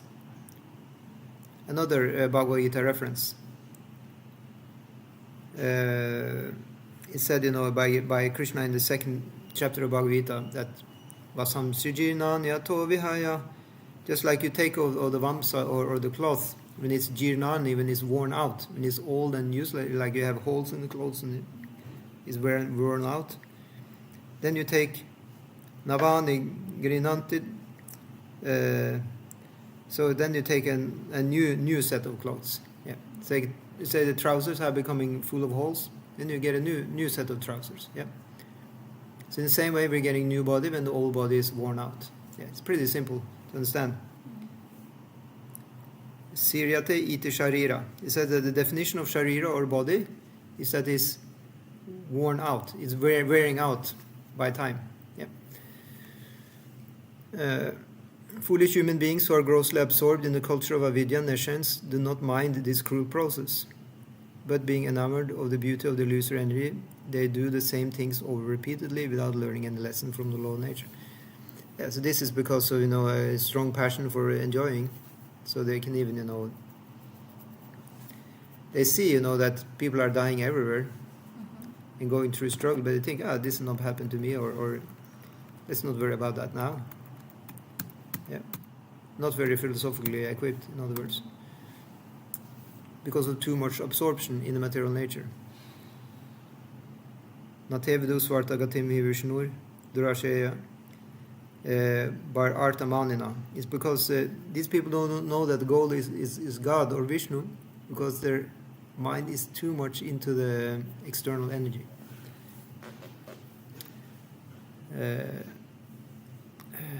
Any questions or comments, or read on? Yeah. You like to read on the Zoom? The culture of Vidya or transcendental knowledge is essential for the human being. Unrestricted sense enjoyment in the diseased material condition of the senses must be restricted as far as possible. Unrestricted sense enjoyment in this bodily condition is the path of ignorance and death. The living entities are not without spiritual senses. Every living being in his original spiritual form has all the senses which are now material covered by the body and the mind. Activities of the material senses are perverted reflections of spiritual pastimes. Okay, stop there. That's interesting, no? activities of the material senses are perverted reflections of spiritual pastimes. So whose spiritual pastimes are we talking about? We're talking about Krishna's pastimes. And perverted reflection, it means that the jiva is taking, a role as being Krishna himself. Or the jiva is thinking she is Radha with a material Krishna or something like that. Yeah. So instead of having the pastimes or joining the pastimes of Krishna by serving and enjoying in that very humble capacity as servants of the servants of the servants, it's said that actually then the jiva, the soul, is actually getting the full enjoyment and love, fulfillment. In the material world, there is also happening, but the problem there is that it's not really lasting forever. Yeah, it may be a perfect love affair even, but time is ticking, and at one point they have to separate, even maybe never to meet again, because karma is working like this. One really doesn't know what will be next situation after that. It's pretty unsure, and then Kali Yuga is going on, this age is going on, and in general the atmosphere becomes worse. So the lifespan is going down and all these things. So in that way, it's not really the best place to enjoy. It's better to enjoy in the spiritual world. It's not like you cannot have a family and one can be married there and have everything there. Because that's a description of the spiritual world. One is just, a part of Krishna's, world. Yeah. It's just you are in the world with Krishna or you're in the world without Krishna. It's just, to accept that Krishna is there. It's not very difficult. Krishna will allow you to have sense gratification even. It's just like you include him. Yep. And then, of course, we will do it in the most sattvic way possible. But this thing, unrestricted sense enjoyment, that is going definitely downhill. Yeah. But Krishna doesn't allow everyone to be a part of that spiritual family. He makes sure that one is ready. Yeah, thank you for clarifying that. That's the point. So how do we get ready? By practicing Bhakti Yoga here on the earth planet. Yeah. This is Krishna's jail. Yeah. It's a Durga Devi. She's the mistress of the jail in the Devi Dham. This material world. She is ruling here, and she makes sure that we learn a lesson, become reformed, and then we are allowed to come there in the spiritual world, because then we will know how to behave properly. It's just like the jail. Somebody is put in jail because they can't behave properly outside the jail. Yeah. So they're forced to behave properly there, inside the jail. Yeah. So actually I pray both to Goddess Durga and Krishna, because I don't think without Goddess Durga we have the courage to come into that world. We should definitely acknowledge, Durga's existence. However, devotees of Krishna, they don't necessarily worship Durga directly, because they can just worship Krishna, chant his name, and they rather worship Radha, because Radha is the source of Durga, right? After Radharani, you come to the material world. She is Lakshmi Devi, goddess of fortune, wife of Vishnu, and then she becomes Durga, wife of Shiva. It's like gradually down, like that. So devotees, they rather chant the name of Radha than chant the name of Durga. Yeah, and actually we are chanting the name of Radha in the Hare Krishna mantra. Yeah, so instead of chanting Durga, we chant Radha, or Hare. Yeah. So how far did we get in the... Can you read on, if you remember where we left off? I don't remember where... Yeah, reflections of the spiritual pastimes. That's where I stopped us. You can read after that. Activities of material senses are perfected reflections of spiritual pastimes. You find it? I'm not... Okay, I can read it. So after that, the next sentence is, the engagement of the spirit soul under material covering is the diseased condition of the soul. And real sense enjoyment is possible when the disease is removed. So just listen to what Prabhupada is saying here. This is a revelation. He says real sense enjoyment. He's not saying we're not going to have sense enjoyment. You are going to enjoy your senses. We're not Buddhists or Mayavadis, which are going to burn everything down. No. We are going to have senses. We're just going to enjoy forever instead of enjoying temporarily. Isn't that much better? Yeah. Mm. So somebody said, but you're just like, other religions, they want to go to heaven. Yeah, but we have information that heaven is not forever. So that argument doesn't work. We actually want to enjoy forever, and that can only be done as servants of Krishna. Yeah. Or another prospect is then that you go to heaven, but are you serving God there in heaven? The descriptions we hear about heaven is not like you serving God there. You're just enjoying there with the angels or whatever. This is not really for bhakti. Bhakti yoga means to serve God, right? To give Him pleasure, to give His senses pleasure, that's the definition of prema. To give our own senses pleasure, that's the definition of kama. And guess what? That karma is going on also in the heavenly planets. Yeah. It's explained there that the people in the heavenly planets, they are enjoying karma, not prema. Yeah. Okay, so Aggravating the material disease is no signs of knowledge. It is a sign of culturing avidya, ignorance. yeah, The but degree of a freedom- I think we lost one sentence, no? No. No, okay, good, you're right. Yeah, you can continue. The degree of a fever must not be increased from 105 to 107 for good health. The degree is to be reduced to the normal state 98.6. That should be the aim of human life. The modern trend of material civilization is to increase the degree of the feverish material condition, which has therefore reached the point of 107 in the form of atomic energy, with the foolish politicians crying that any moment the world may go to hell. That is the result of the advancement of material knowledge and of the neglect of the most important part of life, to culture of spiritual knowledge. Here is a warning in Śrī Īśopaniṣad that we must not follow such a dangerous path leading to death. On the contrary, we must side by side develop the culture of spiritual knowledge so that we may become completely free from the cruel hands of death. This does not mean that all the civic activities for the maintenance of the body should be stopped. There is no question of stopping activities, and there is no question of wiping out one's temperature altogether when trying to recover from a disease. We have already tried to explain the matter by the expression to make the best use of bad bargain. The culture of spiritual knowledge has to be done with the help of this body and mind, and therefore maintenance of the body and mind is required if we are to reach our goal. The normal temperature should be maintained 98.6 degrees, but it should not be foolishly increased to the degree of 107. The great sages and the saints of India wanted to maintain the normal temperature by a balanced program of material and spiritual knowledge. They never allowed the misuse of human intelligence for diseased sense gratification. Okay, so let's stop there. So very much, likened to disease. In one sense, also the avidya is also likened to be blinded. Yeah, like we have a mantra we say before giving the class. So Uma Gyana Timirandasya Gyananjana Shalakaya.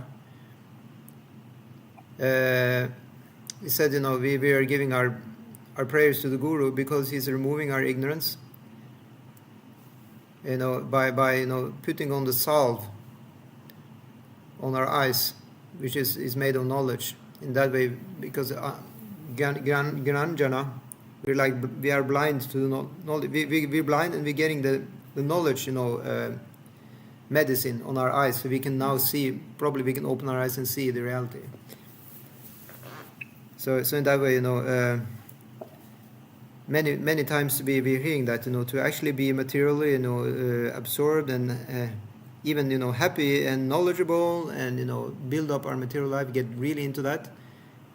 How many times have we heard stories like this? Somebody was doing really nice materially, yeah? They were big success, bang, something happened. And they lost everything just overnight. So many stories like that, no? Mm-hmm. Why? It's because God is there. He wants the person to wake up and move on, become, more advanced.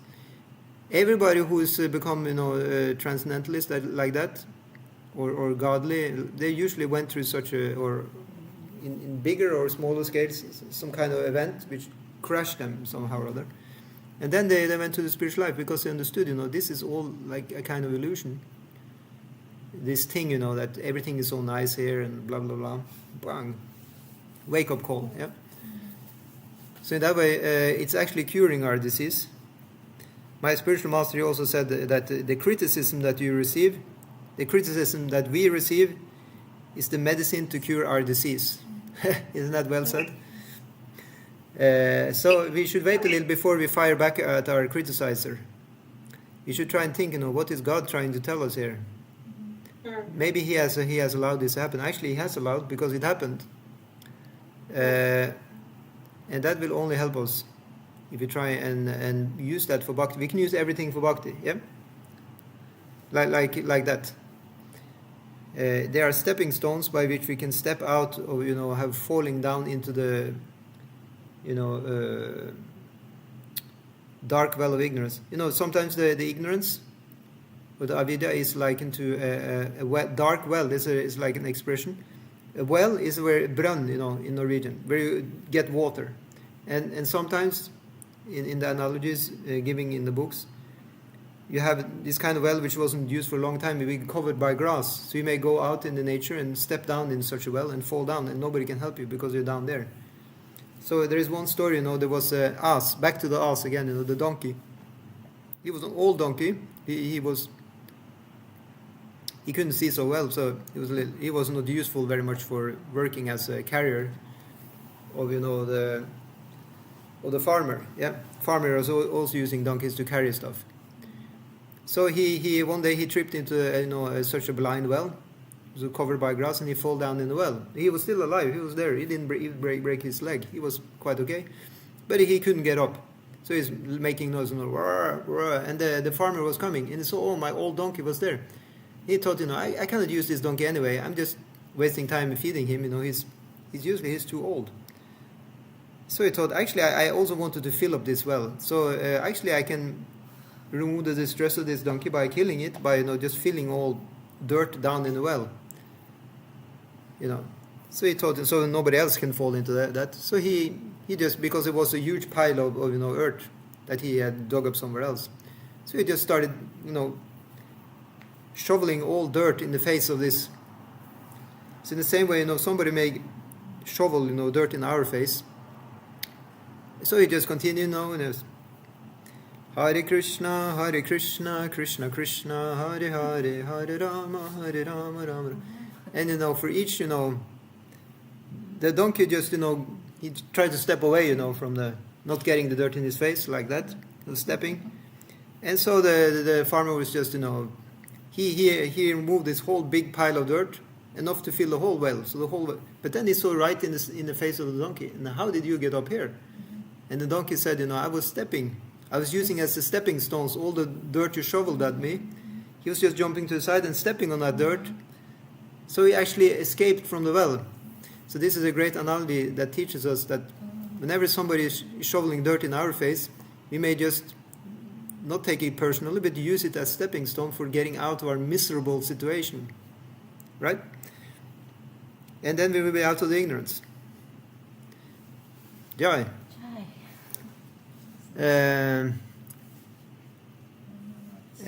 So this is very much about vidya and avidya, and I will show.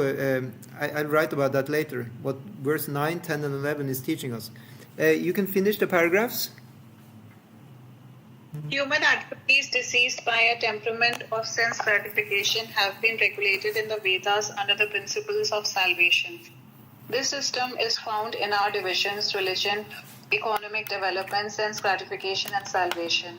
At the present moment, the people have no interest either in religion or salvation. They have only one aim in life: sense gratification. And in order to fulfill this end, they have different plans for economic development. Misguided man thinks that religion should be maintained for its contribution to economic development, and that economic development is required for sense gratification, and in order to guarantee further sense gratification after death in heaven. There is some system of religious observances, but this is not the purpose of our principles of salvation. No. The path of religion is actually for self-realization. Economic development is required just to maintain the body in a sound, healthy condition. A man should live in a healthy condition of life with a sound mind just to realize Vidya, true knowledge, which is the aim of human life. This life is not meant for working like an ass for the culture of avidya or for sense gratification. Exactly. It's not meant for working like an ass, but if you can be smart like this ass, which I just mentioned, then we can actually still get true knowledge. So this is said, the start of true knowledge is humility. Yeah? Yeah. That's the thing. You see, this ass which fall down into the well, he didn't protest that he got, dirt shoveled in his face.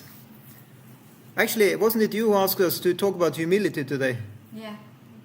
Yes. So finally, I remembered it just 10 minutes before we finish. So this humility is actually the start of knowledge. And that's actually, I was having the same thing in my mind. Like, isn't humility the most important thing? So you see, Krishna is explaining this because it's funny how everything is connected. Because the verse today, verse 10. Then Prabhupada gave the 18. He gave the 18, parts of knowledge. Yeah. And what is the first of them? One should become a perfect gentleman and learn to give proper respect to others. And he's referring to the Bhagavad-gita 13:8-12. And actually there it starts, it says, Amanitvam, Adambitvam. It actually said was you be humble and not puffed up. And that means here that Prabhupada just said a perfect gentleman. So to be a perfect gentleman means that we're humble. Yeah. And then Adambitvam, it means if we're not proud, then we give proper respect to others. This is actually the start of what Prabhupada is saying are the 18 parts of the culture of knowledge. So that is humility. Humility 101. Yep. Is to be a perfect gentleman. And insults can be used as stepping stones to become furtherly advanced. And that's the way we can use the humility. Yeah, to be only proud the person is who going is to be strong from inside can actually use insult as a stepping stone. Yeah. Because at that time one feels so like a victim, and it's not easy. It's not easy, but if one is able to do that, then one is able to one is able to use that energy positively. Yeah. What seemingly is a negative energy can be used positively, and that is the art of a transcendentalist. You see, these 18 items is for the transcendentalist. So needless to say then, the transcendentalist is a smart human being. Yeah, it's not an ordinary human being. Ordinary human beings, they will think, oh, I was insulted, I'm going to pay back. It's even many books of so-called knowledge, they say stand up, blah blah blah, it's like be tough, be but actually the Bhagavad Gita says different. No, just be humble. And that means also to take inventory and think, okay, I did some mistakes, right? I did mistake. Some or other, universe is answering me back by giving me this now. But still, I can use it to further my own end by using them as stepping stones. Like the donkey saved himself, right? It was for his own sake. He used what all the stuff coming to him, which was supposed to destroy him. It was supposed to destroy him, right? He was supposed to be killed by this, but he used it for his own goal. So if one is that smart, that whatever comes to us, it may be used for our own goal. Yep. For our own, even you can say egoistic goal, even. And that will mean we are very smart, but that means we are humble actually, because what is the real goal? You can say egoistic goal in a positive sense would be that we have the ego, we are Krishna's servants. Can I be a Krishna servant?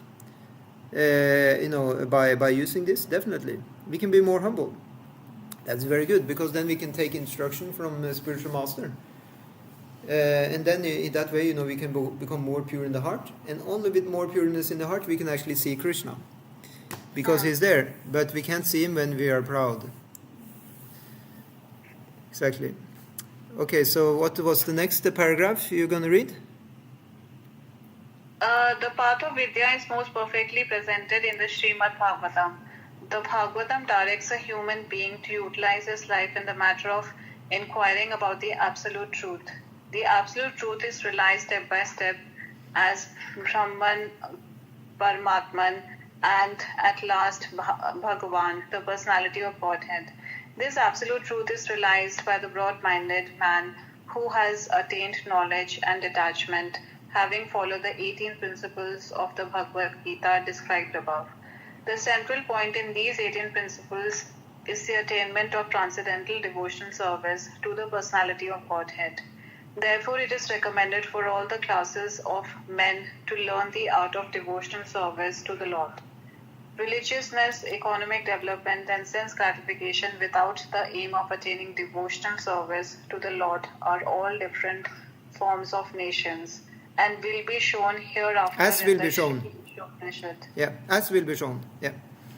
Okay. Yeah, thus to culture Vidya, especially in this age, one must always hear and chant and worship with concentrated attentions targeted on the personality of Godhead, who is the Lord of the Transcendentalists.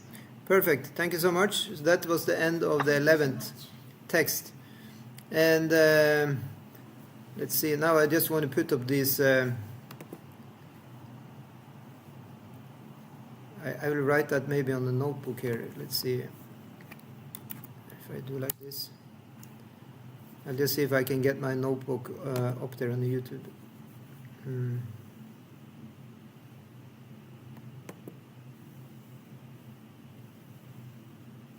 I don't get this. Anyway.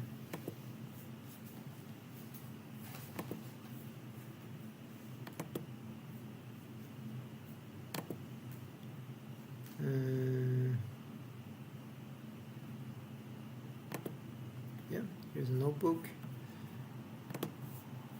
Take this here.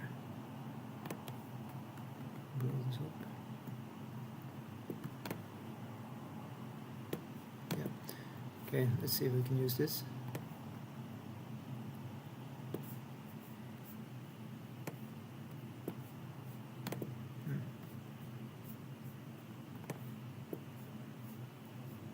I don't get this. It's not working.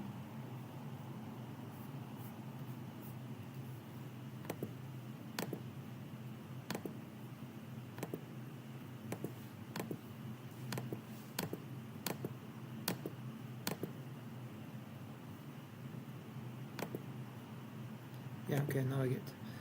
If I take this one.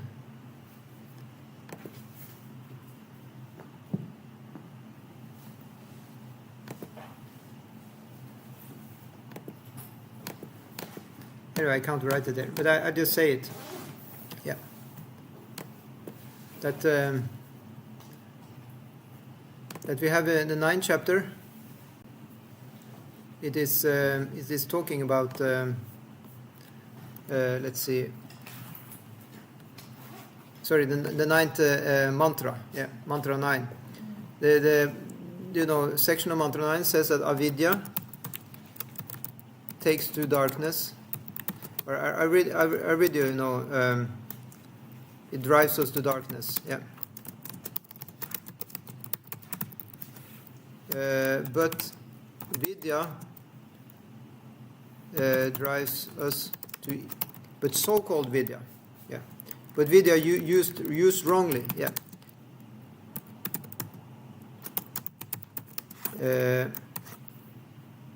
Drives us to even greater darkness. Yeah, that's what mantra 9 is saying. Yeah.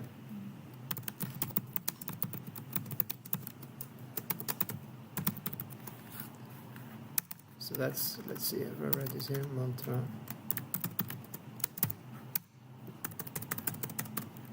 Yeah, let's see, can I get this up here?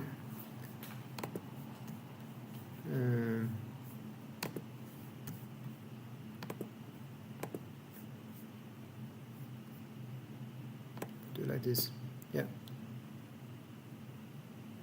Avidya drives us to darkness, but vidya used wrongly drives us to even greater darkness. Yeah, now it's up on YouTube. Good. And then the next one is mantra 10.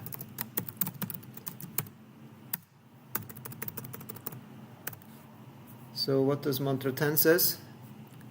It says that vidya gives one result and avidya gives another result. Yeah.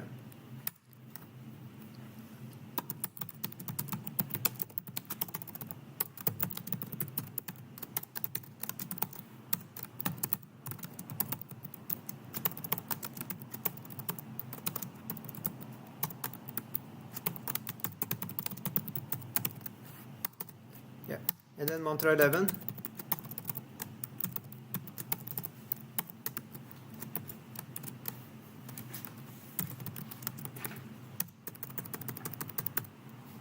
That says that vidya and avidya,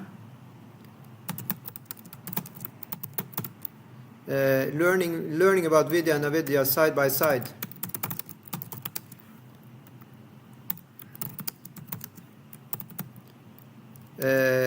gives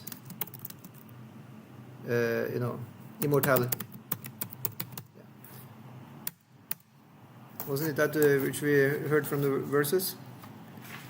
Say you have mantra 9 here. What does it say? Mantra 9, what did it say? To go back here and check.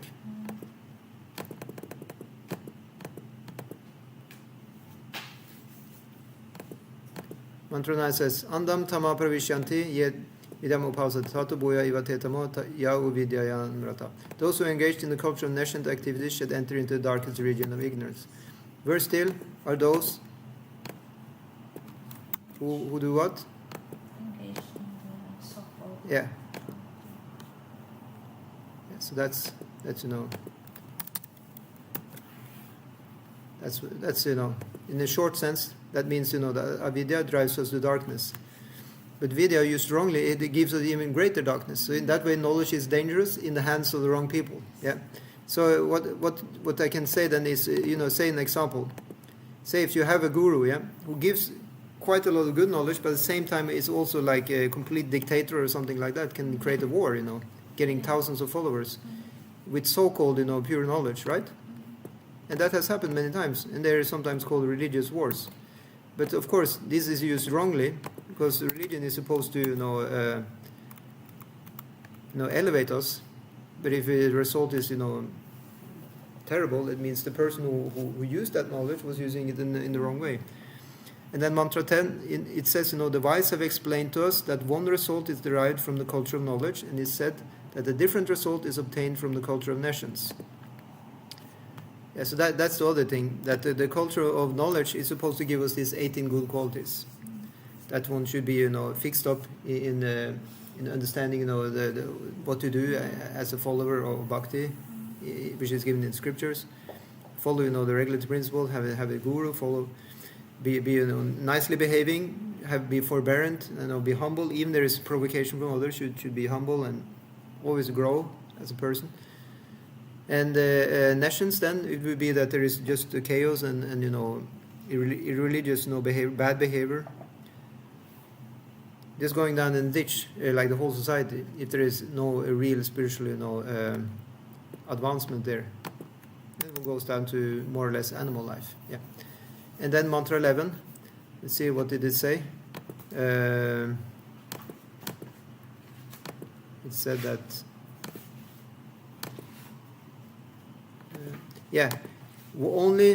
Only one who can learn the process of nations and that of transcendental knowledge side by side, can transcend the influence of repeated birth and death and enjoy the full blessings of immortality.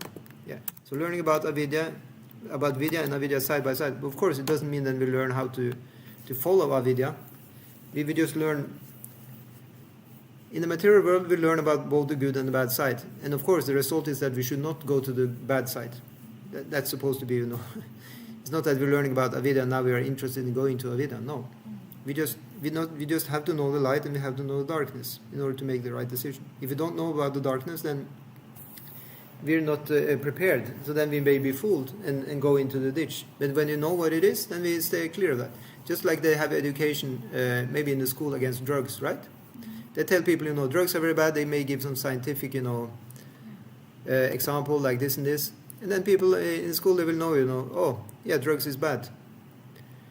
So in that way, they will, avoid getting into that. So, let's see.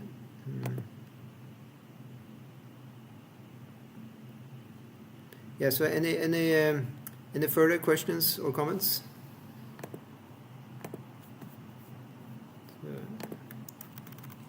Yeah, but the fact is, Prabhuji, like most of the people want others to be in avidya. so that there are very few people he want people to know the real knowledge. Yeah.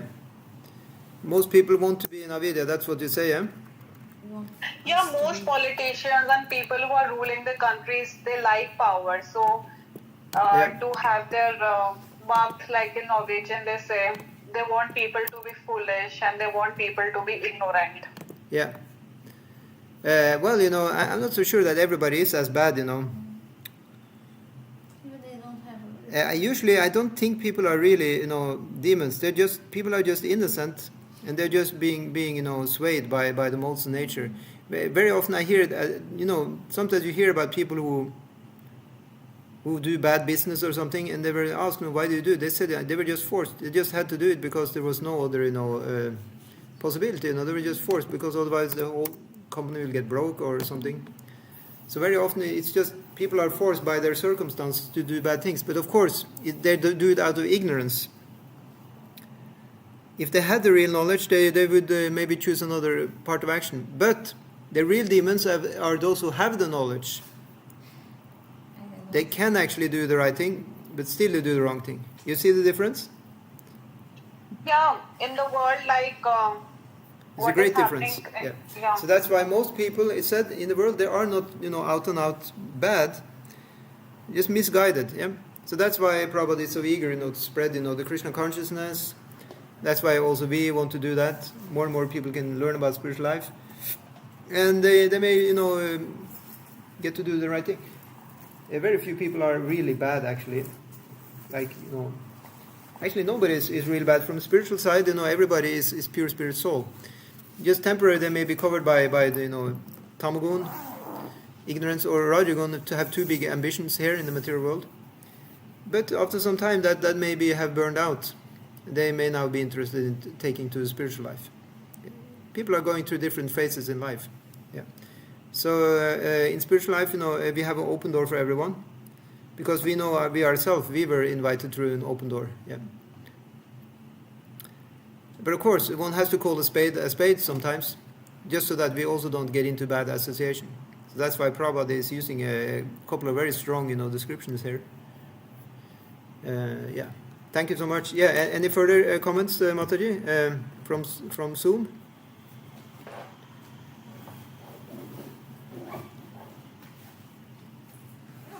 No, thank you, Prabhuji. Thank you so much. So I think we stop there. Yeah.